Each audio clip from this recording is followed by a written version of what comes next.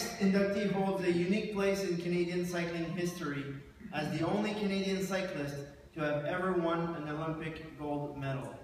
We hope and believe that the Mattamy National Cycling Center in Milton will help change that.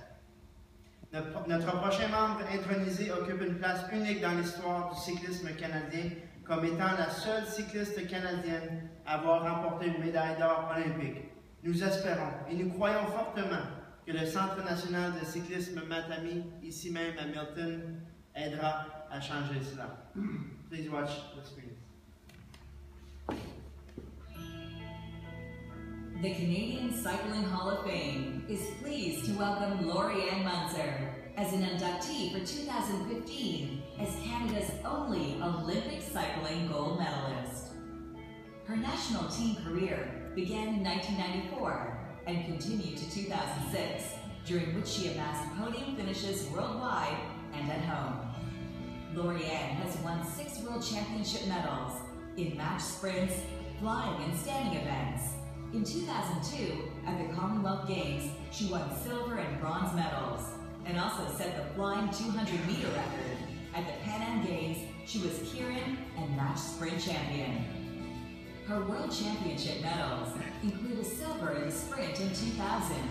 In 2001, Lori-Ann won a silver in the 500-meter time trial and a bronze in the sprint.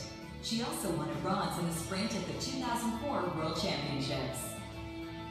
A resident of Edmonton, Lori-Ann also accumulated an outstanding 13 national titles and 11 World Cup medals throughout the course of her career. Her 2004 Olympic achievement has been recounted as follows. At age 38, she was the oldest cyclist in the Olympic field in Athens, publicly claiming that her age made her both stronger and wiser. After defeating Anna Meares of Australia in the semi-final, she was up against 21-year-old Russian Tamila Abasova in the finals.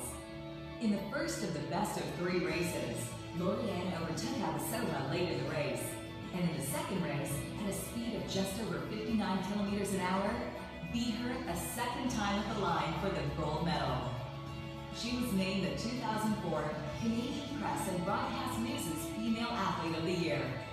She has been inducted into both the Alberta and Edmonton Sports Halls of Fame and received the 2005 Tribute to Women of Distinction Honorable Lois E. Hole Award for Lifetime Achievement by the YWCA. Recently, Lori-Ann has been named to Canada's Sports Hall of Fame.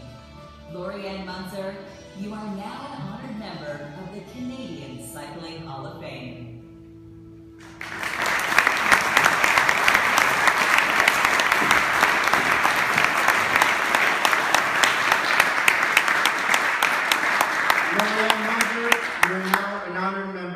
The Canadian Cycling Hall of Fame. Presenting the award is Cycling Canada Director Robin Porter.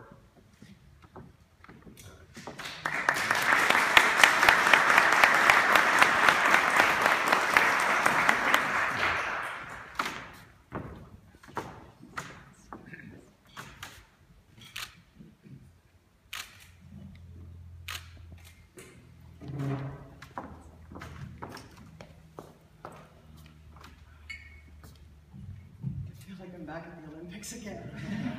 Wow. This is such an incredible honor, and I want to say congratulations to each of today's inductees, and it's a true honor to be included in this inaugural class. Sport and life are about building and fostering relationships, and for me it started when I was 10 years old. We used to race up and down the streets here in Toronto, and it was about feeling the wind in my hair and the complete abandon of speed on my skinny 10-speed racing tires. And I raced with the kids, and it was all about the thrill and the adrenaline rush of being the first that propelled me on. We raced so many times that finally, after the 20th or 30th time, after skidding to a stop at the end of the street, my tire exploded, and that was the end of racing that day. But many years I remember being in Hyde Park, and that was my first bike race I ever got to watch live and up close. And I was amazed at just how close the riders rode together and how they were able to negotiate all the corners without crashing. Well, 99% of the time, because that day there was a spectacular crash. And I never did see the final sprint, and I don't know who won that race. But all I knew is that I wanted to do exactly what I had seen, and that was race. And as an athlete, you can't always explain why you do what you do. It just makes sense to you, like chasing buses or cars, going from point A to point B and trying to do it in the fastest and shortest amount of time possible. Or it was competing multiple days in a row, or riding multiple days in a row. And then you learn that there's a whole new world out there, one that consists of motor pacing, time trialing, and stage racing. Other things you can't explain, and it's something that just comes from within, and it's the goal, it's the drive, it's the determination. It starts out a dream, and it was one that would never leave, even at the age of 38. Representing Canada at the international stage and races were an incredible honor. And for me, it's about the people that you get to meet along the way, the people that support you, and the people who say, yes, you can, even when no one else does, or even when you don't think you can carry on.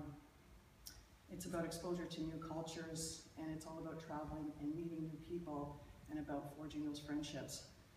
At the Athens Olympics in 2004, as I was riding forwards but looking back over my shoulder, I realized I wasn't alone. And for 3 days, 13 races, I realized every time I looked over one of my shoulders, I had all of Canada riding with me every time I saw that maple leaf. And seeing this award presented just really hits home just how important friends and friendships are. It gave me that inner strength to keep going, and it was about thinking about those people that made all of the difference in the world. Sport and life is about building and fostering relationships, and the journey is not always about winning a medal. It's about what you learn along the way and the people that impact your life. And Steve, I remember watching on the Wide World of Sports, not TSN, not ESPN, but the Wide World of Sports, your race, and thinking, I want to do that. And that really, truly inspired me and has always stayed with me. Kurt, I remember being in Cuba and meeting you for the first time, and you came up behind me and you felt my collarbone, so we actually compared broken collarbone stories after that. And watching you race and compete was just amazing, how fast you were going, your tactics, and I wanted to do something like that, especially starting off in 1994 in Cuba. In 1997, I raced with Tanya Dubnikoff in Australia, and it was 1-2 Canadians in the finals, and I realized after that race, after I got a lot of schooling, I realized how far and how much more I really, really needed to learn. I got to meet Mark LeMay yesterday at the airport, and it's incredible, Mark, to see all of your accomplishments and what you've done for our sport, and I thank you. I remember your name as an athlete in the early 90s, but to be able to meet you was a great honor. Jocelyn Lovell, when I found out he wasn't coming today, I sent him an email and I said, damn, Jocelyn, I was really hoping I was going to meet you. And I was surprised. I got an email back, and he said, damn, you too, Miss Lorianne. I've seen you crack a few legs too on the television and the YouTube thing. So again, I'm going to have to wait to meet Jocelyn as well. And Gord, I got to meet you for the first time in 2003 in Hamilton. And it was an honor. I got to talk a little bit about strategy and your experiences, being on the track, and to come and see you again and be honored with you. That's a huge accomplishment. Alison Sider, I remember being in Quebec in a stage race, and having you there when you were doing the road was a huge inspiration.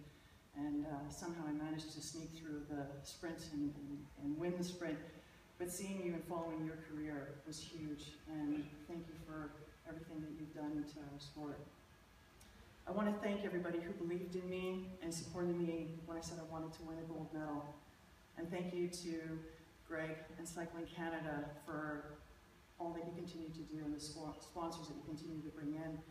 And congratulations to each and every inductee this afternoon for your perseverance and your personal stories of triumph and overcoming the odds. Thank you for the ride, because I sure couldn't have done it without you.